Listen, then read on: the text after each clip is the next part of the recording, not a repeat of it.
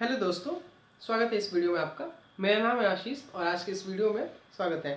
इस वीडियो में हम बात करने वाले कम्युनिकेशन स्किल के बारे में।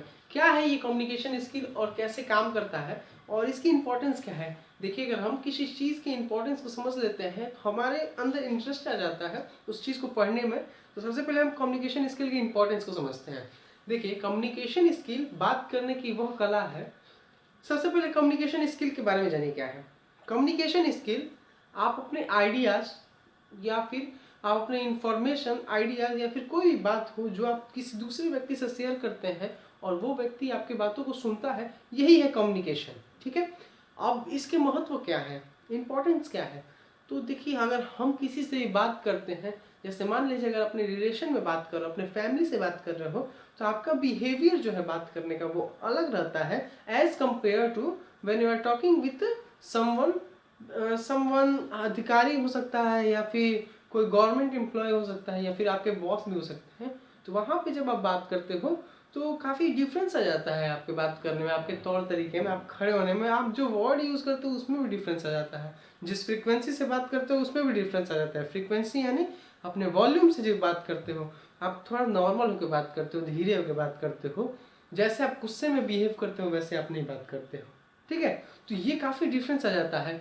तो ये जो डिफरेंस है ये कम्युनिकेशन स्किल का पार्ट है। ठीक है। हम जो अपने हाथ को हिला के जैसे हम आपसे बात कर रहे हैं, अपने हाथ को, अपने एक्सप्रेशन को आपको दिखा रहे हैं, ये सारी चीज़ें कम्युनिकेशन स्किल में आती हैं। ये एक बहुत बड़ा टॉपिक है, लेकिन इसको सिर्फ कम्युनिकेशन स्किल कहकर इसके डेफिनेशन को समझ कर नहीं रखा जा सकता।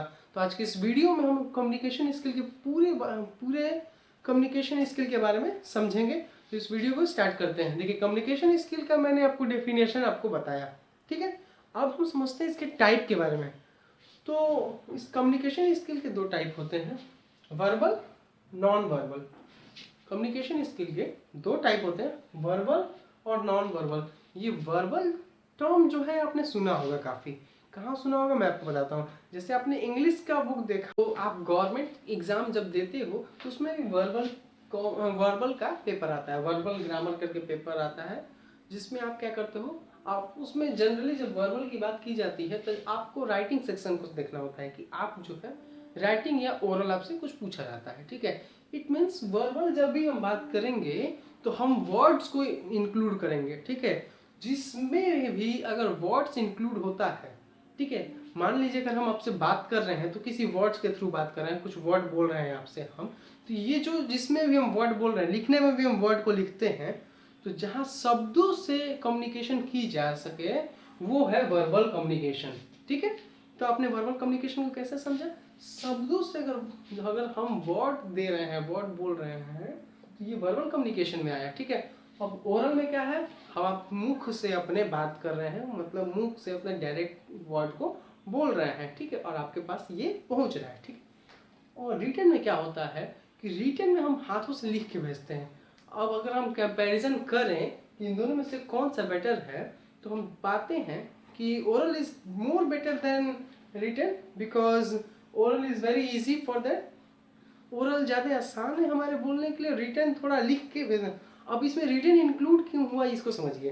देखिए, पहले के समय में क्या होता था कि राजा जो होते थे वो लिख के खत भेजते थे। ठीक है। इसलिए रिटन शब्द को इंक्लूड किया गया कम्युनिकेशन के लिए। ठीक है। खत के थ्रू जो चिट्ठी होती थी, जो लेटर होता था, उसके थ्रू जो हम कम्युनिकेट करते थे, इसलिए हम रिटन का यूज़ किए। ठीक है। तो आप समझ गए होंगे कि वर्बल में हम वर्ड्स का यूज़ करते हैं, वर्ड्स को वर्ड्स के हेल्प से कम्युनिकेट करते हैं। ठीक। अब बताती है नॉन वर्बल की। ठीक। नॉन वर्बल क्या है, देखिए, इसमें हम स्वाभाविक है कि इसका उल्टा होगा। ठीक है। इसमें हम वर्ड्स का उपयोग नहीं करते हैं। ठीक। नॉन वर्बल को समझने के लिए इसके टाइप को समझ लेंगे, इस नॉन वर्बल को समझ में आ जाएगा। ठीक है। नॉन वर्बल में आता है सबसे पहले बॉडी लैंग्वेज। ठीक है। बॉडी लैंग्वेज में क्या है, जब भी हम आपसे बात करते हैं तो हम अपने चेहरे के एक्सप्रेशन को आपसे शेयर करते हैं। ठीक है। जब भी आप किसी इंग्लिश मैन को देखिए बात करता है, या फिर ब्रिटिश, या फिर जो भी है अमेरिकन, जब आपसे कभी बात करेंगे या फिर कभी आप उनकी अंग्रेजी फिल्मों को देखेंगे तो वो अपने चेहरे को अजीब ढंग से मतलब एक्सप्रेस करते हैं। ठीक है। हाँ, लाइक ऐसे करके हैं। ठीक है। जिससे क्या होगा, एक्सप्रेशन बॉडी का निकल के आता है। ठीक है। वो क्या है, बॉडी लैंग्वेज है जो आपकी बॉडी के बारे में बताता है। ठीक है। ये बॉडी लैंग्वेज हो गया। ठीक। दूसरा क्या है, पैरा लैंग्वेज।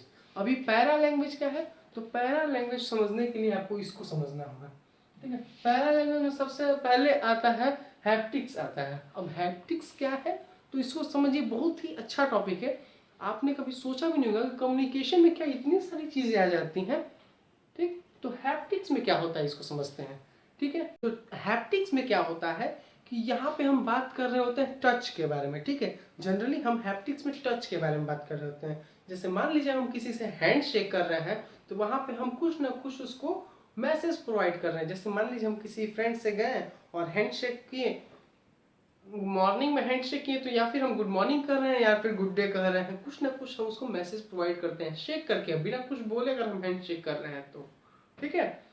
या फिर अगर आपने कभी नोटिस किया होगा तो हम अपने फ्रेंड्स के कंधे पे हाथ रखते हैं, ठीक है। ये क्या बताता है कि आपका फ्रेंड क्या सोचता है उस समय। फ्रेंड ये सोचेगा कि हाँ ये मेरा अपना है, अपना मतलब भाई है, भाई की तरह है, मैं इसके साथ रह सकता हूँ, इस पर विश्वास कर सकता हूँ। अगर आपके वो गर्दन पे हाथ रखता है, अच्छे से मतलब बिहेव करता है तो, ठीक है। तो एक तरीके का मैसेज जाता है, आप हाथ रखते हो तो। फिर आप साथ चलते हो अपने रिलेटिव या फिर किसी फ्रेंड के साथ, उसका हाथ पकड़ते हो, फिर बच्चे के साथ चलते हो, आप उसका हाथ पकड़ते हो और रोड क्रॉस करवाते हो। बिना हाथ पकड़े आप रोड क्रॉस नहीं करवाते हो, तो वो क्या होता है, एक केयर का मैसेज जाता है। तो ये आप देख रहे हैं कि हमारे जो वर्क है, टचिंग वर्क है, टच करके हम एक मैसेज को सेंड कर दे रहे हैं और वहां तक रिसीव हो जा रहा है। तो वो एक मैसेज के थ्रू, टच भी एक मैसेज के थ्रू काम कर रहा है। तो एक लैंग्वेज हुआ, एक कम्युनिकेशन का मीडियम हुआ, ठीक है। तो ये एक तरीका है, ठीक। ये सारी चीजें जो है वो हैप्टिक्स में आती हैं, ठीक है। हैप्टिक्स में क्या आती हैं, टच आती हैं, ठीक है। टच करके, टच लाइक हैंडशेक, फिर हैंडशेक के अलावा भी बहुत सारी चीजें हैं, गले मिलना भी है, हग भी है, ठीक है। इस तरीके की जो चीजें हैं जो टच में आती हैं, ठीक है। दूसरी बात करते हैं हम प्रॉक्सिमिक की। अब थोड़ा प्रॉक्सिमिक एक वर्ड ऐसा है, थोड़ा 2-3 बार हो सकता है आपको बोलना पड़े, प्रॉब्लम हो, उसको समझ लीजिए। PROXEMICS, ठीक है। अब ये प्रॉक्सिमिक होता क्या है इसको समझिए। प्रॉक्सिमिक यानी आपको इस चीज को, आप ये जो प्रॉक्सिमिक है ये सिर्फ नाम से परे है, नाम से समझ में नहीं आ रहा है, लेकिन आप इसको फील हमेशा करते हो। You are always feeling that, okay. How you feel, I will explain you. When, जब आप अपने रिलेशन में या फिर अपने फैमिली के साथ रहते हो, तो आपने थोड़ा सा ये मेंटेन किया होगा, ये थिंक किया हो, उस समय सोचा होगा कि जैसे मैं अपनी माँ से बात कर रहा हूँ तो आपने कुछ पास में, एकदम पास में जाके बात करते हो, या फिर मम्मी के गोद में बैठ के या लेट के बात कर रहे हो, या फिर अपने भाई बहन के साथ हो तो अपने गोद में बैठ के या फिर पास में सट के बात कर रहे हो। जो दो आदमी के बीच में जो डिस्टेंस है वो कम हो जाता है। फैमिली या फिर रिलेशन में अगर आप किसी से बात कर रहे हो या फिर फ्रेंड से बात कर रहे हो, ठीक है, डिस्टेंस जो है कम हो जाता है, आप कंफर्टेबली जो है बैठ के बात करते हो। वो किस में आता है, वो इसी में आता है, प्रॉक्सिमिक में आता है, ठीक है। जो आप डिस्टेंस मेंटेन कर रहे हो, बहुत कम डिस्टेंस में आप अपने रिलेशन फैमिली से बात करते हो। और अगर इसी चीज पूरे को कंपेयर करें, किससे कंपेयर करें, जब हम किसी अधिकारी या फिर किसी, जैसे मान लो अगर आप स्कूल स्टूडेंट हो, तो अगर आप ये वीडियो देख रहे हो स्कूल स्टूडेंट हो, तो आप अपने प्रिंसिपल से कैसे बात करते हो, थोड़ा डिस्टेंस रख के। अगर आप ऑफिस में काम करते हो तो अपने बॉस से कैसे बात करते हो, कुछ डिस्टेंस रख के, ठीक है, कुछ मीटर का डिस्टेंस रखते हो, वहां से बात करते हो। तो ये जो डिस्टेंस का जो है, उससे पास में अगर आओगे वहां पे तो आप अनकंफर्टेबल हो जाओगे, ठीक है। जैसे मान लीजिए अगर आप स्टूडेंट हैं एक थे, आपके टीचर्स बहुत करीब आ गया, आप अनकंफर्टेबल हो जाओगे, आप डरने लगोगे। तो ये जो डिस्टेंस वाली कम्युनिकेशन है, जो आपको कुछ ना कुछ बता देती है, ठीक है, जो कुछ ना कुछ बता देती हैं, कुछ ना कुछ आपको एक कम्युनिकेशन के थ्रू मैसेज भेज देती हैं, ये डिस्टेंस के थ्रू, ठीक है, वो प्रॉक्सिमिक में आता है, ठीक है। इस बात को आपने समझा। चलिए नेक्स्ट बात करते हैं पैरालाइंगेस्टिक। अब थोड़ा सा इसकी भी स्पेलिंग टेढ़ी है, लेकिन आपको समझना होगा। ये जो बस जितनी चीजें मैं आपको बता रहा हूँ, ये सारी चीजें आप अपने लाइफ में, डेली लाइफ में एक्सपीरियंस करते हो, लेकिन जो नाम जो है, जिस नाम से हम कम्युनिकेशन को पढ़ रहे हैं, जितने टाइप्स हैं, उससे आप परिचित नहीं हो। सिर्फ टर्मिनोलॉजी, आपको टर्मिनोलॉजी से आपको अपनी लाइफ को कनेक्ट करना है, अपने जीवन को कनेक्ट करना है कि आप कहाँ कब किस। देखिए आपने किसी ना किसी फाइनेंस का वीडियो जरूर देखा होगा यूट्यूब पे।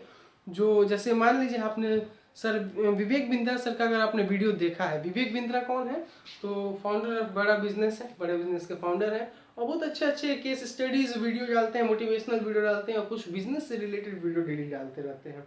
उनका वीडियो बड़ा अच्छा लगता है मुझे और उनके वीडियो में क्या होता है उसके बारे में समझते हैं। ठीक है, ये उनके वीडियो में जो चीज़ें होती हैं वो डायरेक्ट लिंक्ड होती हैं इससे। ठीक है, पैरालिंग्विस्टिक से डायरेक्ट लिंक होती हैं उनके वीडियो में। जैसे खान सर का अगर आपने वीडियो देखा है तो उसकी भी चीज़ें जो है पैरालिंग्विस्टिक से डायरेक्ट कनेक्ट होती हैं। चलिए मैं बताता हूँ आपको कैसे। देखिए, जब विवेक बिंद्रा सर का आप वीडियो देखेंगे तो उसमें क्या क्या चीज़ें आपको देखेंगी। क्या करते हैं सर, एक वर्ड को दूसरे वर्ड से क्या करते हैं, वो लिंक करने की कोशिश करते हैं। एक रिदम जो होता है वो मेंटेन करने की कोशिश करते हैं। एक जो शायरी की तरह रिदम होता है वो मेंटेन करते हैं। अपनी आवाज़ को तेज रखते हैं, इतना तेज नहीं कि अनप्लेजेंट हो जाए, मतलब कान को बुरा लगने लगे, नहीं, इतना रखते हैं कि समझ में आए सामने वाले को। ठीक है, और थोड़ा सा वॉल्यूम तेज रखते हैं, जोश जो होता है उसको तेज रखते हैं। जो वॉल्यूम है जोश से समझ में आता है वो हाई रखते हैं। और स्पीड पे बड़ा डिपेंड करता है। जहाँ वो धीरे होना है वहाँ पे वो धीरे हो जाते हैं, जहाँ उनको धीरे होना होता है वहाँ वो धीरे हो जाते हैं। जहाँ थोड़ा समझ में आता है कुछ सेंसिटिव पार्ट है वहाँ पे धीरे हो जाते हैं, धीरे बोलते हैं। और जहाँ तेज होना होता है वहाँ तेज होकर बोलते हैं। ठीक है, ये जो कम्युनिकेशन के समय आपका जो बिहेवियर रहता है कि आप कहाँ तेज बोलोगे, कहाँ धीरे बोलोगे, कहाँ पे आपको क्या करना है, कहाँ पे आपको रिदमिक वर्ड यूज करना है जिससे सामने वाले आपसे अट्रैक्ट हो जाए, मतलब आपसे इम्प्रेस हो जाए। दिस टाइप ऑफ वर्ड क्या होता है वो पैरालिंग्विस्टिक में आता है। ये दिस टाइप ऑफ सेंस जो है जब आप बात करते हो तो होता है आपके अंदर, वो पैरालिंग्विस्टिक में आता है। इसको प्रैक्टिस करनी पड़ती है, ये बहुत ही इंपॉर्टेंट फैक्टर है। अब जब हम खान सर की बात करते हैं तो खान सर अपने बातों में कैसे बात लाते हैं। ठीक है, अपनी स्पीड को मेंटेन रखते हैं कि उनकी कोई टॉपिक छूटे ना। ठीक, दूसरी चीज़ें क्या करते हैं वो अपनी स्पीड में, अपने वीडियोस में क्या करते हैं, उनके वॉल्यूम तेज रहते हैं जिससे आपको अच्छी आवाज़ सुनाई दे। ठीक, और भी बहुत सारी चीज़ें उनके वीडियो में होती हैं। ठीक है, उनकी जो लैंग्वेज है वो एक अच्छे लैंग्वेज का यूज़ करते हैं जिससे वो सभी तरीके के लोगों से कम्युनिकेट कर सकें। ठीक है, थोड़ा फन वे में कम्युनिकेट कर सकें, तो वो क्या है पैरालिंग्विस्टिक में ही आता है। ठीक है, वो उस तरीके का कम्युनिकेशन। क्रोनोमिक में क्या होता है, देखिए क्रोनोमिक एक बहुत ही इंपॉर्टेंट टॉपिक हो जाता है कम्युनिकेशन के व्यू से। अगर हम देखें तो मान लीजिए अगर आप किसी से बात करना चाहते हो, चलिए मान लीजिए सबसे पहले आप मानिए कि अपने घर पे आप बैठे हो, आप एक स्टूडेंट हो, आप एक लड़के हो, मान लीजिए आप 9-10 कक्षा में पढ़ते हो, you are in class 10th और 11th क्लास। ठीक है, और मान लो आपको कुछ करना है। ठीक है, आपको कुछ पैसे चाहिए, अपने पेरेंट्स के पास जाते हो, अपने फैमिली के पास, फैमिली में जो पापा है पापा से ही पैसे लेते हो, मम्मी से भी लेते हो। तो मान लो आपके पास मम्मी से पापा से पैसे लेना है। ठीक, पापा का मूड उस समय ठीक नहीं है। ठीक है, पापा कुछ गुस्से में है, कुछ ऑफिस से आए तो थोड़े गुस्से में है।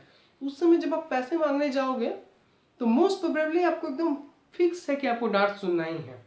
ठीक है, मोस्ट प्रोबेबली एकदम फिक्स है कि आपको डांट सुनना ही है। लेकिन वही पापा थोड़े से खुश मूड में हो, थोड़े हंसी मजाक हो रहा हो, वहाँ पे खुश हो, वहाँ पे अगर जाके आप थोड़ा बहुत कुछ कहते हो, पैसे मांगते हो, तो वो खुशी खुशी आपको दे देते हैं।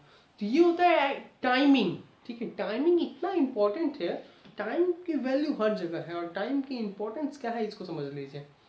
आप उस दो सिचुएशन मैंने आपको बताया, एक सिचुएशन में पापा डांट देते हैं, पैसा नहीं देते, दूसरे में पैसा देते हैं। क्यों देते हैं, ये दोनों है वो टाइमिंग पे डिपेंड करता है। ठीक है, देखिए दोनों टाइमिंग पे डिपेंड कर रहा है। चलिए एक और एग्जांपल लेते हैं, ये मेरे टीचर्स ने मुझे समझाया था। ये एग्जांपल देखिए, मान लीजिए एक इंटरव्यूअर है, वो घर से गुस्सा होकर आया है और मान लीजिए एक बच्चा आता है इंटरव्यू करने के लिए और बैठता है इंटरव्यू में और बहुत अच्छे से आंसर वगैरह देता है। तो वो गुस्से में है तो उनको कुछ ना कुछ चीज़ें बुरी लगेंगी ही उनको।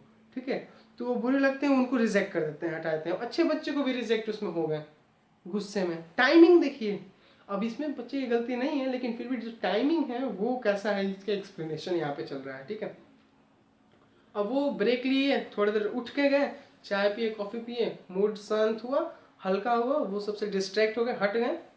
ठीक है, अब आके बैठे, अब थोड़ा बच्चा जो फिर थोड़ा कमज़ोर भी है, लेकिन थोड़ा अच्छे से जवाब दे रहा है, सही से है, तो उसको भी वो क्या करेंगे, पास कर देंगे या फिर आपको क्वालिफाई कर देंगे। ठीक है, तो ये जो टाइमिंग है कि आप किस टाइम पे अपने काम को करते हैं, ये बहुत इंपॉर्टेंट है। और ये जो टाइमिंग का फैक्टर है वो सीधे सीधे किस पे घूमता है, आपका क्रोनोमिक पे। ये क्या है, इसमें टाइम की वैल्यू है। ठीक है, किस टाइम पे वो क्या काम करने चाहिए। पैरालिंग्विस्टिक में क्या है, मैं यहां लाके बताता हूं। पैरालिंग्विस्टिक में क्या था, रिदम था, स्पीड था, किस स्पीड से आप बोलते हो। ठीक है, ये सब चीजें थी। ठीक है, रिदम, स्पीड, आपके वर्ड्स क्या है, ये सारी चीजें इसमें आ जाती हैं। अब आते हैं नेक्स्ट टॉपिक पे। नेक्स्ट जो इसका पैरा लैंग्वेज का टाइप है वो क्या है, वो क्या है, ऑस्यूलेसिस है। अब थोड़ी